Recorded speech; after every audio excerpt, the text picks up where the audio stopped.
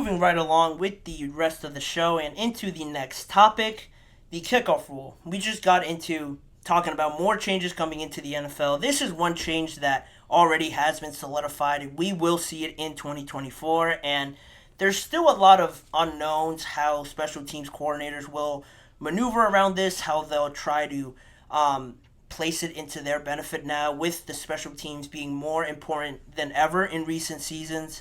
How does this affect everybody on the special teams team? Well, other than the cover guys, the returners, and really the main point of emphasis on this entire topic, the kickers are really ones that could be affected greatly in how teams, distribute them on kickoffs, especially with this new format being implemented by the NFL. The NFL obviously wants more returns, so they've based this new kickoff format on the current one that the XFL uses. A lot has been taken from the XFL, UFL, and this is another example of that.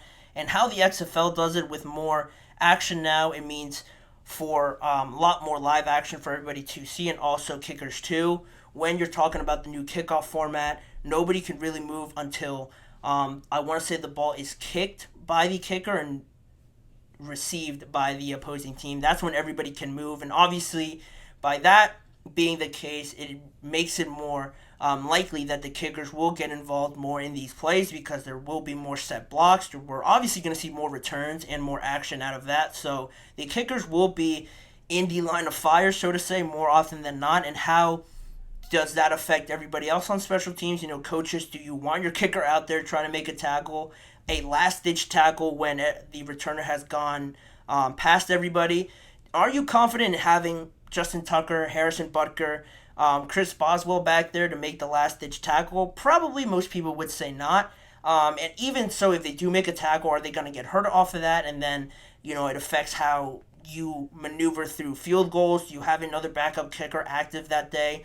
A lot of factors come into this, and the Kansas City Chiefs special teams coach, Dave Taub, talked about it last Thursday in a press conference during OTAs, and really mentioned, his biggest issue with all of this and what he's sort of fearing with this, just on the topic of talking about kickers being more involved in these tackles. When he mentioned it, he emphasized how, there's a bigger impact on them in some areas where they're not so used to, being involved in kickoffs. Everything used to just go through a touchback, and it was just a tradition more so of an actual play. Now, he talked about it and how they might impact the game now by saying, as you see there on your screen, if you watch the XFL, we watched every play. I bet kickers were involved in probably at least 25 to 40% of the tackles, either trying to make a guy bounce back, or making the tackle itself, or just missing the tackle overall.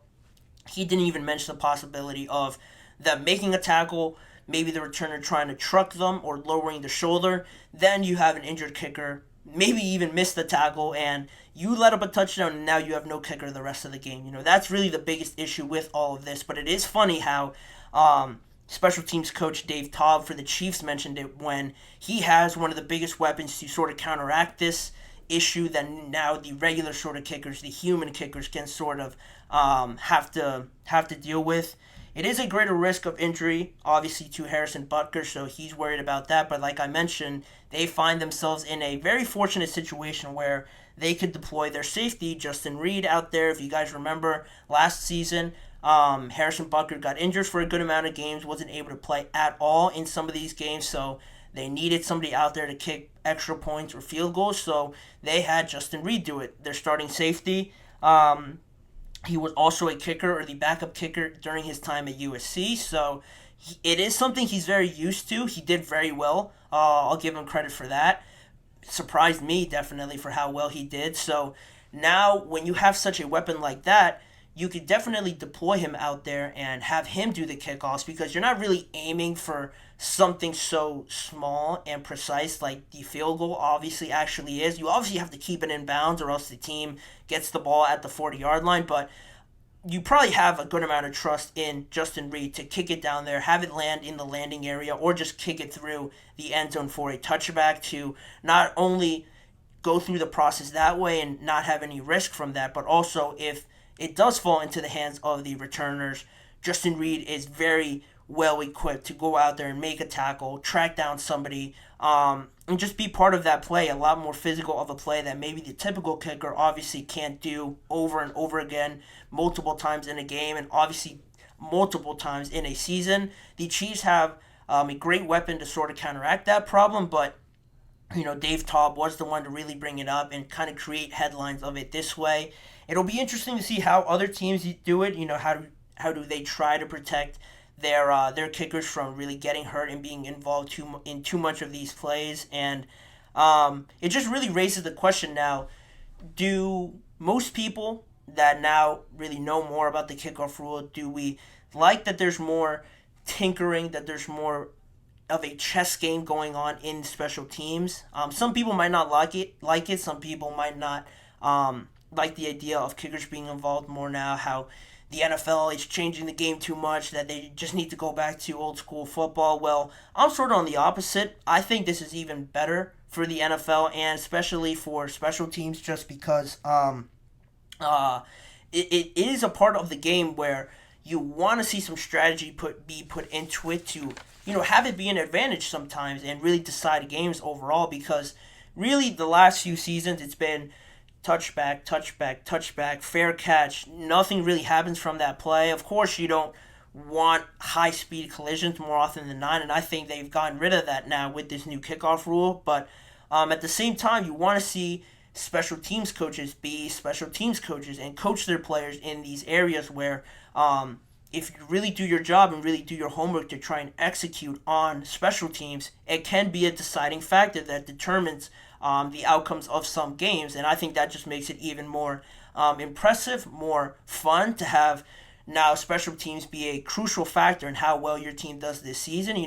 There's going to be a lot more kickoff returns, so if you're good at it and if you're good at covering them and defending against them or executing to score, you could score 14 points from that, really put the offense in a bad starting spot or give your offense a better starting spot overall. That's more game plan, more strategy, more of that chess match, like I mentioned, that I only think increases the the intrigue factor of these games now, where you have another aspect of the game that is going to be pivotal in deciding a lot of these games, where if you have a better offense in the other team, or if your defense is just lights out, you sort of know where the game's going to go. But special teams can really not only create more excitement, but really swing the momentum. If somebody is really dominating, your offense can't get anything going, but then boom, out of nowhere, somebody returns a kick and you're right back into it. It revives the entire stadium, and now it's almost like a new game. I love that for the NFL, and I think that, one, it sucks for unathletic kickers that might not love trying to tackle somebody running at them at 20, 15 miles per hour, one-on-one in the open field, but that's just part of the game. If the NFL or some teams, aren't equipped to do that, go out and try and find better players to do that. And I think that also adds another aspect of excitement, where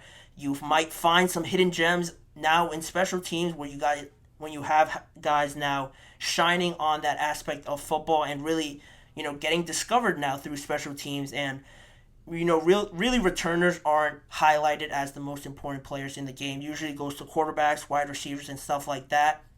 Now I think you have the opportunity for special teams players to really excel on that side of the football and be named MVPs maybe of some games. I don't think that's too far out of the realm of possibility.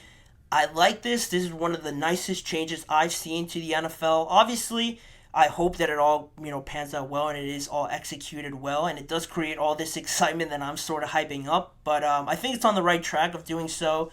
Dave Taub sort of pointed it out to it, but he is coaching one of the guys that could be a great weapon to counteract that, and I'm interested to see how they do it. How good are the Chiefs on special teams now that they have Justin Reed able to do that, and how well they defend it. And I also want to see how bad other teams are at doing it and how that affects their season and how that affects their game plan. I think it's very interesting now what the NFL is doing. This is definitely one of the changes I think that can fall in the category of a good change, a positive change to make the game even better. But in saying that, that'll be it on that topic. And we have one more thing to cover on today's show, so stick around, and when we return, we'll be talking about the Bears being selected as this year's Hard Knocks team to be featured in the training camp edition of the show. Why did they get selected, and is this a good choice? from my point of view. I'll let you guys know in just a few seconds. We'll be right back.